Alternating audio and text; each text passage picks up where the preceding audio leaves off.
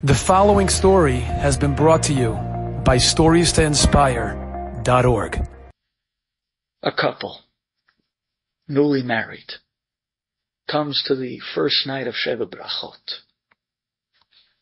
And there, with all smiles, the family and the friends, after enjoying the night before by a magnificent wedding, is waiting to rejoice with them the first night of Sheva Brachot, with the wonderful speeches, with the night beautifully put together in honor of this couple. And there they come in with big smiles, and everyone dances and sings, and they sit the couple up in the front of the room, and the speeches began, and everyone sat down for a meal, of course, a Seudat Mitzvah. It was really a night that was beautifully done, not just a good continuation from the wedding, but something that made the couple feel that they're going to build a Bayit Ne'eman B'Yisrael. At the end of this night, while the couple was picking up to leave, suddenly the Kala, checking her fingers, realized, going into a hysteria, that she's missing her diamond wedding ring. Quickly she runs back to her seat. She looks through the napkins, under the table, no ring. She goes running into the kitchen, looks around, no ring. She asks the waiters, did you see? Nothing. She's about to go into a hysteria. She feels that anxiety and panic attack coming. She turns to her Hatan, husband, and she says, I don't know where my ring is. Help me. He runs inside. He calls in the whole family. Everyone comes running inside. No more than a minute later, the entire family is down on their hands and knees, going up and down the floor, looking for this diamond wedding ring. Nothing. It's gone.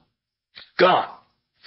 Sure enough, it only took a few minutes for the Hatan's mother to pull her son over on the side and say, are you joking me? She can't keep the ring on her finger the first night of marriage. She only got married last night. How do you lose a ring in 24 hours? Did she not like the ring? Did she tell you that the stone wasn't big enough? Maybe it wasn't her style. What happened to the ring? I don't know. She lost it. It's not her fault. How could anyone ring a diamond wedding ring? Well, this Hatan saw that started out on a night that was so beautiful may turn into something that nobody would want to be in a position for. So quickly he turns to his Kala and he says, listen, it'll show up. We're both exhausted. It's late. Let's go back to the apartment. Don't worry. Okay, they go home. That night his Kala's twisting and turning all. She can't sleep. She's broken to pieces. What did she do with the ring? The next morning, the phone rings. The guy jumps out of bed. I bet you somebody found the ring. He picks up the phone. It's his mother. Listen, I couldn't sleep all night. How could you lose a ring? What kind of a foolish fool did you marry? If she can't keep a ring on her finger, she's going to be able to take care of a house, a husband, kids. But she's going to forget the kids in Walmart. Well, what type of a girl is this? What did you marry? Trying to keep his mother calm. He tells her, Ma, mistake. It's okay. Don't worry. We'll find it. There's a Sigula. Amar Binyamin. Akol Behezkat Sumit. I'm going to say it. I'm going to give the money. Reb Meir Balanes. We'll find it. His mother was relentless, because couldn't deal with the fact that her daughter-in-law, after all the money they paid for that diamond, in the first night, Sheva Brachot, lost the ring. Well, you can imagine that the second night, Sheva Brachot, how uneasy of a feeling there was in the air when the Hatan and Kala showed up to the Sheva Brachot. There, her mother-in-law, with a grim face, was waiting for them. Did you find it? No. My gosh, she wouldn't say a word to her. She's mumbling under her breath the whole night. She's talking to everybody else but the Kala, and the Kala feels like that she's talking about her. And she's probably telling everybody how bumbling of a fool I was. How did I lose the ring? Oh, she was broken to pieces. The entire night was ruined. The simcha was gone. And the Lashon Hara just began. Wait till the other sisters got in on the act. And then there are the aunts. And then there's the friends of the family. What? Sure?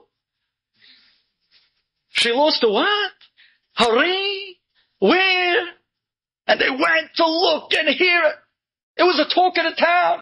A girl loses a diamond ring the next night. This girl was broken to pieces. Mamash. Every night she showed up to a Sheva Brachot. The Lashon Hara just got more and more. Her feelings got destroyed more and more. And this poor guy, he saw that the situation was deteriorating in a very, very serious way. He was broken as well. To start off a marriage like this, a poor couple. Well, the last day of Sheva Brachot came. Quietly, without really talking to each other, they both were getting dressed, ready for Sheva Brachot. Suddenly, she hears her husband, the Hatan, in the bathroom give such a yell. What's the matter? Can't believe it. Ring. She said, what? Did you find the ring? He says, take a look. This is the suit. This is the wedding suit that I wore the night of the wedding and the first night Sheva Brachot. After that, I didn't wear it. It was here in my back pocket. Totally forgot. The first night, when we went to wash Netilat Yadayim for the bread, you took off your rings and you gave it to me to hold for you. Put it in my pocket. I forgot to give it back to you. All along, I cannot believe it. It was right here in my suit pants. She said, what? You had the ring all along? You mean you're the one who forgot to give me the ring? Yeah, I feel terrible. I feel terrible. Please forgive me. She says, listen, call your mother right now and tell her. He says, no, I have a better one. We're going to Sheva Brachot. I'm going to get up in front of everyone.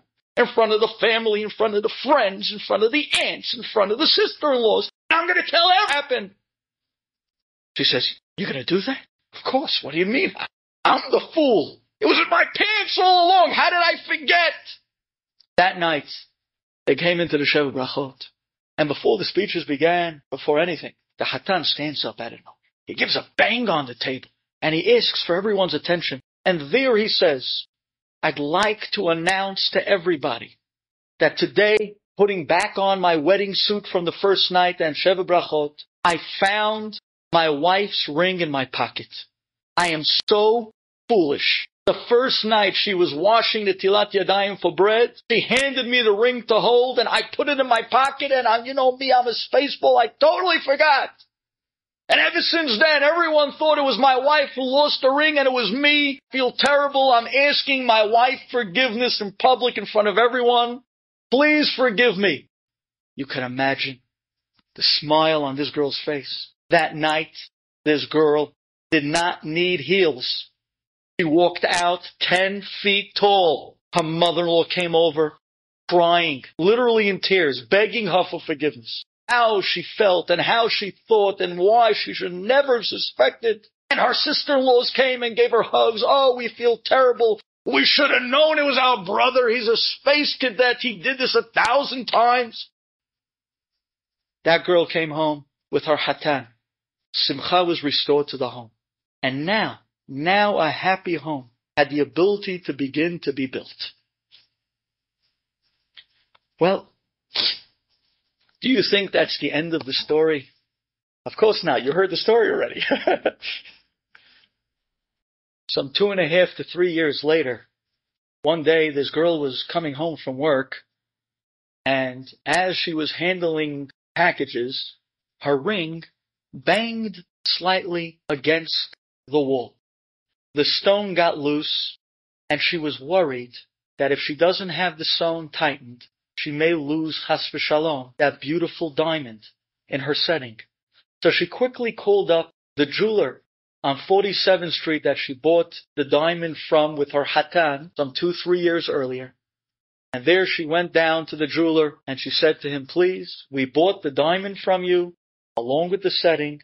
Can you tighten it so I, chas v'shalom, don't lose the diamond? The jeweler said, absolutely. She hands him the ring, and in 1 second he looks and he says, 1 second. This isn't my diamond, and this is definitely not my ring. He says, what are you talking about? I was here 3 years ago when I first got married, a month before the wedding. I was here with my Hatan, you remember him? And we picked out the setting, and we picked out the stone. and you had it ready for us in time of the wedding in a matter of a few days. What do you mean it's not yours? He says, listen, I remember selling you a ring, but this is not it. Now, I don't know what's going on here, but every diamond dealer knows his stones. And I can tell you clearly, this is not my stone, and this is not my ring. She took the diamond back. She went home that night. And there she sat at the kitchen table, waiting for her husband to come home. I'm smiling only because I see the look in my eyes, in my head. That wife sitting at the kitchen table with her arms crossed, waiting for her husband to come home. And the husband comes walking in with the debonair smile. And then there she is, not needing to even say a word. And she says to him, so, are you going to tell me what is going on? Could you tell me, where did you get this ring from? And then he realized that the truth had to be told. This guy, he saw that his wife was getting shambled from his mother, his sisters, and he was so worried that she was going to begin the marriage and entering his family with the stigma of being a foolish, non-competent girl. Let's just leave it at that. And because of that, the very next day after Sheva Brachot, when he saw the ring was not being found, he ran out. He took a loan for $5,000.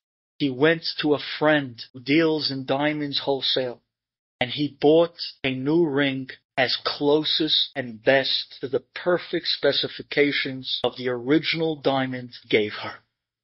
Only to have it ready the last day of Sheva Brachot, so that afternoon he could plant it in the back pocket of his wedding suit and announce to everybody that it was he who misplaced the diamond and not his wife, as to save her shame, as to save her reputation and her face in the eyes of what's already difficult to enter a new family.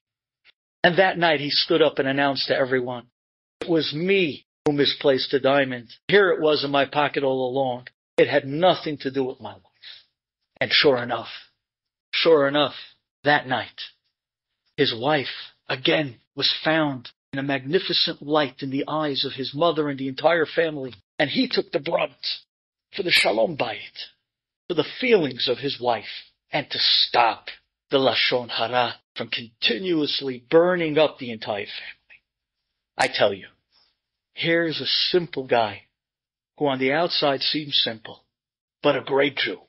One that we all can exemplify and mold ourselves after such an example, because you could be sure that he will be from those standing at the front row when Mashiach comes. The ones, the erasers of Sinat Chinam, the ones that stood up to the call of Shmirat HaLashon, the ones that have a direct hand in the bringing the Geula Shlema, Mashiach Tzidkenu B'mhera. We could be standing right alongside of him, carrying this concept. It's more than just being protected from dogs. The concept of Shmirat HaLashon is a concept of bringing the Geula and of relieving the Shekhinah from this terrible galut that we've all suffered from, more than just 42 stops. It's time to say Litzarotenu Dai. This should be the last 3 weeks we have to go through an Avelut. We should be Zocher to a Tish'a B'Av, the day, the birth date of Mashiach Tzidkenu, the day, the birth date of the Geula, that together we will build that third Beit HaMikdash, and together we will see the Yeshuot, the Niflaot, and the warmth of Borei Olam once again. Amen. Enjoyed this story? Come again. Bring a friend. StoriesToInspire.org